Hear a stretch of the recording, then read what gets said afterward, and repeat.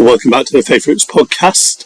And I want to share with you today about something I'm particularly passionate about. I want to talk more specifically about an aspect of my concern to see people equipped for gospel ministry and encouraged and supported into gospel work from urban working class and ethnic minority backgrounds and into urban working class and ethnic minority multicultural neighbourhoods. Anybody who's listened to the podcasts, read any of the blog articles will know that this is something I care deeply about. We've done okay at planting churches, revitalising churches in more affluent graduate and student parts of cities and in the suburbs. And we've been good at recruiting people into gospel ministry from those kinds of backgrounds. So there is in effect a pipeline of potential pastors. Now, if you've read Glenn Scrivener's article in Evangelical Now, you'll be aware of that theme of blokes worth watching. You might have seen Mae Dawson's responses as well. What that means is that people are identified often around when they're at university as potential future leaders. And they are spotted, they're encouraged, they're nurtured, they're put on ministry apprentice schemes for a couple of years after university, and then maybe straight away or maybe after a few years work in a professional career, they head to somewhere like Union or Oak Hill,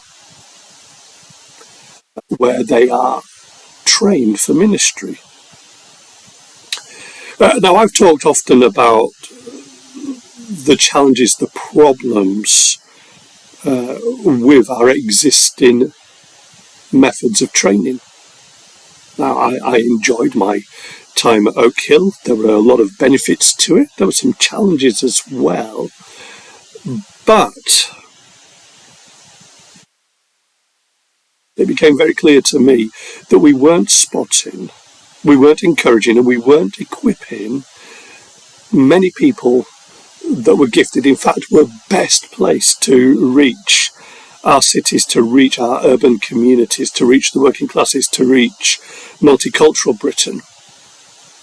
Because they weren't going to be spotted. They weren't classed as the blokes worth watching. They weren't white. They weren't affluent. But they simply didn't belong to the right circles. They didn't go to the right schools. They hadn't been to the right camps. They hadn't been at the right Christian unions, all those kinds of things. They hadn't been to the prominent churches that already had the resources to support and equip and nourish and to multiply workers. So one of the things I've been talking about a lot, as have others like Steve Neal, is about the need to provide good quality vocational training for gospel ministry. Not a cheap alternative, not a dumbed down alternative to seminary. Though we shouldn't be thinking that there's a gold standard. You go to Oak Hill or you go to Union on campus, and then there's the lesser alternatives. We want these people to be the best possible gift to their churches as well, and to the work of the kingdom. Rather, what we want to see is people trained in a way that is practical, that is contextualized, that is relevant, that is accessible, but is also deeply rich theologically and pastorally. And that arises out of something I keep repeating, that the slogan on faithroot.com, that what we believe affects how we live. That practical training has to be deeply rooted in Scripture and in theology.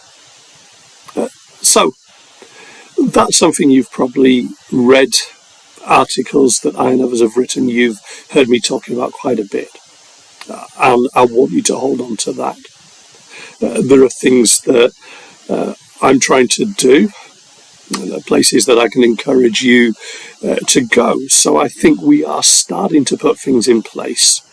If you are in the south of England, around the London area, I would encourage you to connect with Duncan Forbes and his urban ministry training down in that area. There are options in the north. Connect with Steve Neal, connect with Medhurst Ministries and people like that in the north of England. And if you are in the West Midlands or called to the West Midlands, I'd encourage you to get in touch with me. One of the things that we are seeking to do through Faith Roots is to provide training opportunities. But, and I've written a blog article about this, but I wanted to speak about it as well.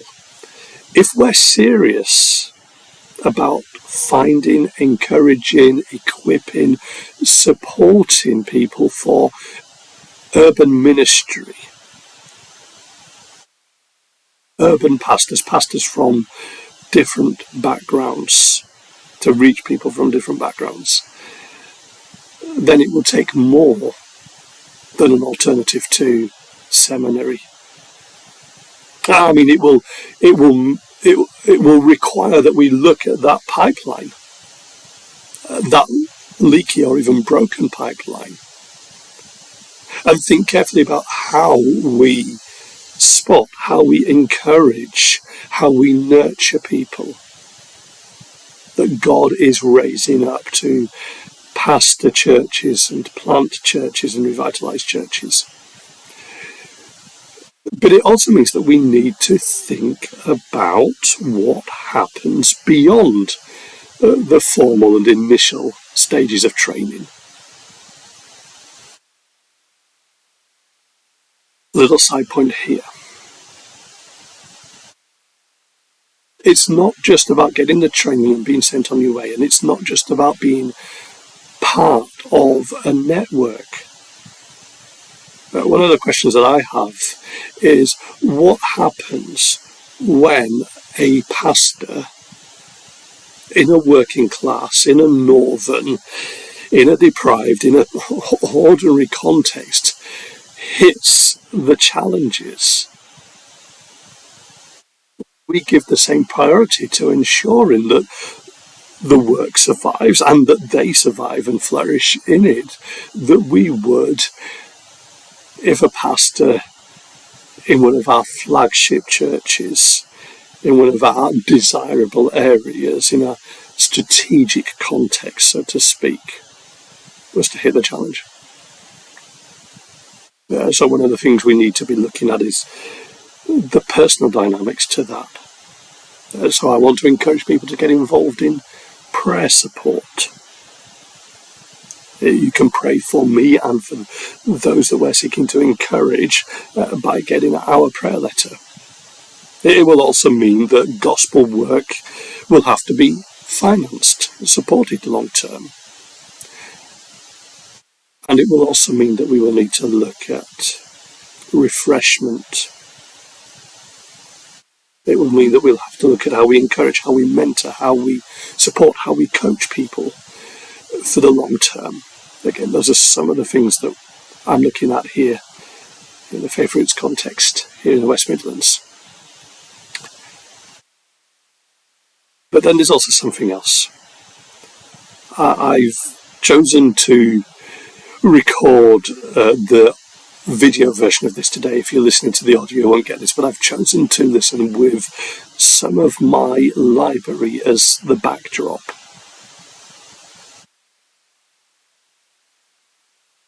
Over a number of years, I've been able to build up a small theological library of commentaries and systematic theology. You can see some of them in the background there. I've been able to do that because we've been doing okay financially and because there are people who have bought me books as gifts, family members, all those kinds of things.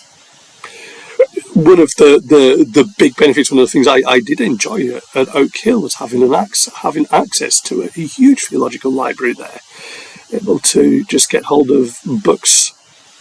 There were thousands of books going back historically, right back to the church fathers, current books, books covering a range of theological perspectives, so that I could read people that I disagreed with and engage with them and be challenged by them and have my mind stretched.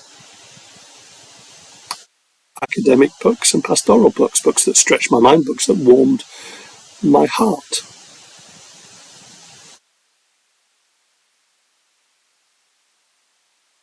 And pastors and preachers and teachers do need resources.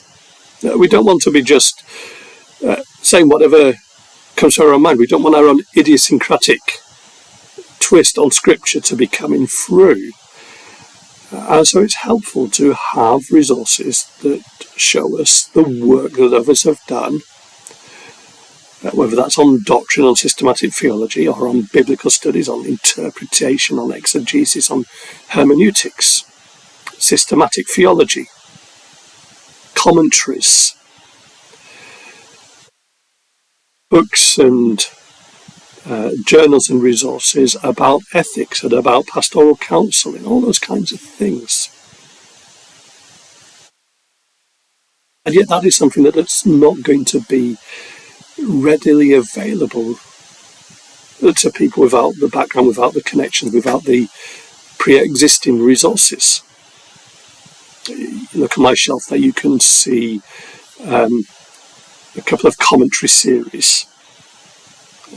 Those are very in-depth books that introduce you to the historical background, give you lots of context, help you to access scholarship, and take you verse by verse through each chapter of the book, looking at the meaning of Greek and Hebrew words, looking at the syntax and the grammar, helping you to get a very accurate understanding of the text. They're very useful resources, and they're very expensive, and they're big, so they take up space. I mean, just as a minimum, we are blessed to have a converted garage here to give me a study, but a lot of people will not have that kind of space even, and we probably need to be thinking about electronic resources, PDFs, blogs and websites and ebooks and Kindle resources and those kind of things.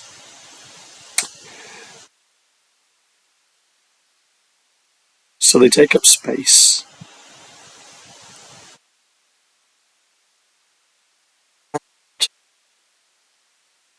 They are expensive. I just had a look at one volume of one systematic theology series, the Reformed Dogmatics by Bavinck. It's currently selling at about £70. Now, that's on the higher end of things. There are books more expensive than that, though. But to buy a commentary, you can be spending between 30 to 50 quid. 30 to 50 quid on just one commentary on one book of the Bible, and sometimes actually it's even a few volumes just to get through one book of the Bible.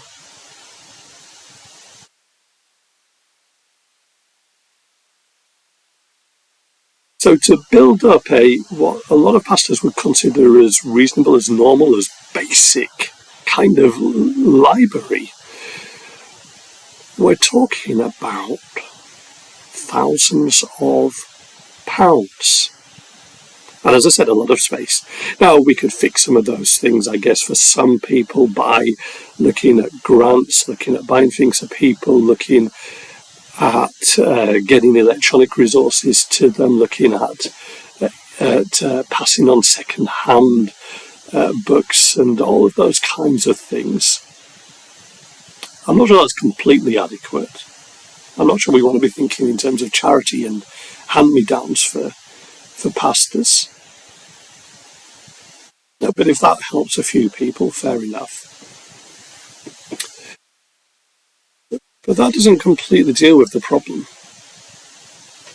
Remember how I talked about the challenges of theological training when I've talked about that being not just about the cost or the location, but about the culture, the context, the expectations of taking somebody who is gifted and intelligent and wise, but doesn't have an academic background, and putting them into a very academic context.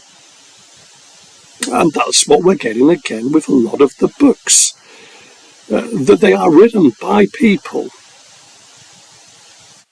sitting in studies, sitting in libraries, whose own experience, even of just what we might call normal frontline pastoral ministry, is bluntly minimal, or in the distant past. Let's be honest about this. If you're if you're a bloke in your 60s and your role is as a teaching pastor of a mega church with several thousand people and a staff team to do the day-to-day work, then you are, just as much as the guy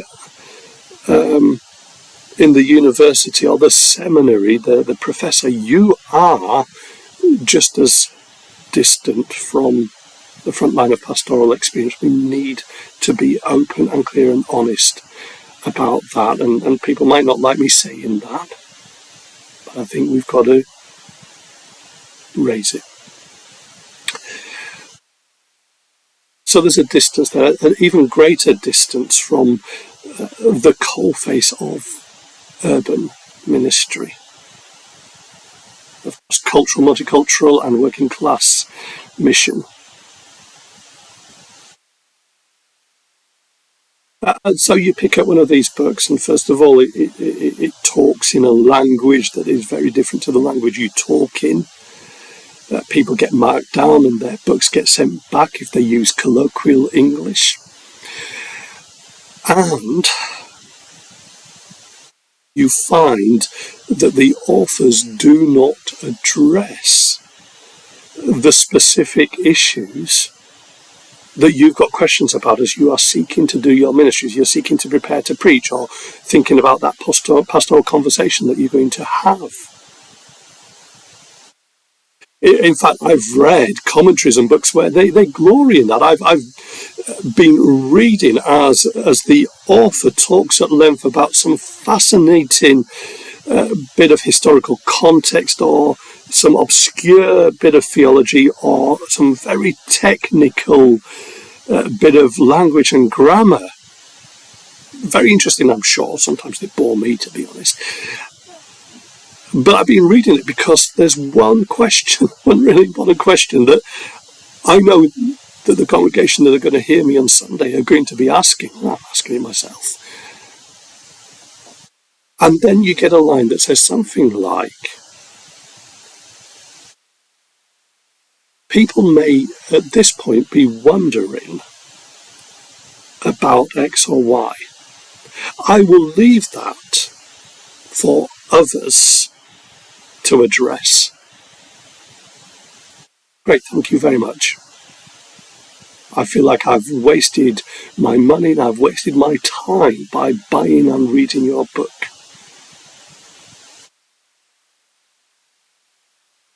So, one of the things we need to think about is how we support and resource and equip frontline urban gospel workers.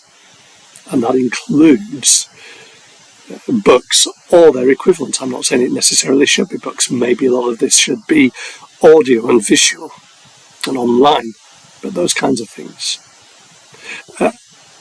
Of getting resources that are theologically rich and deep, that are not lightweight, that are not dumbed down, but are accessible academically and financially, culturally,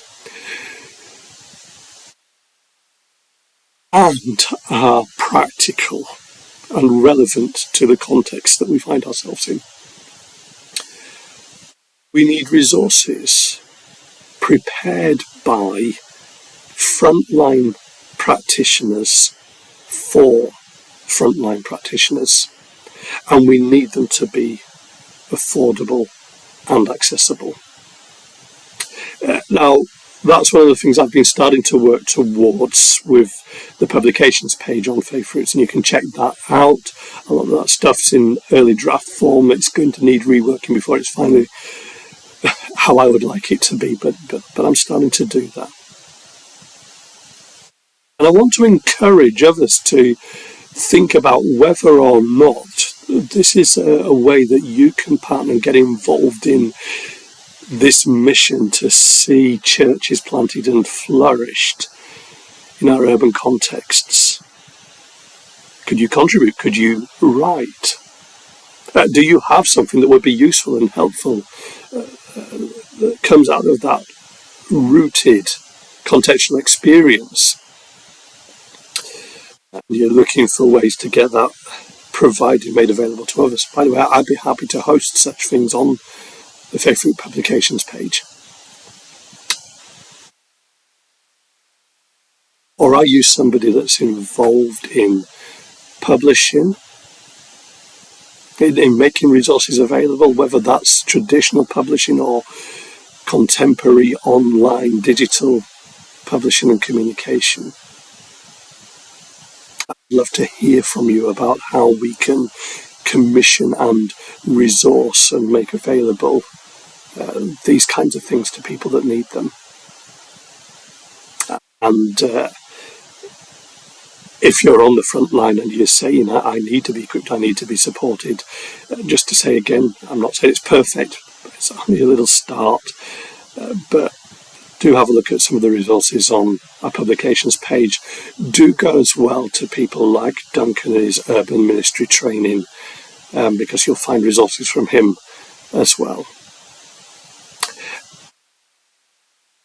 I'd love to hear from you if you fit any of those categories, so please get in touch. Use the contact form on faithroot.com. Thanks for listening in.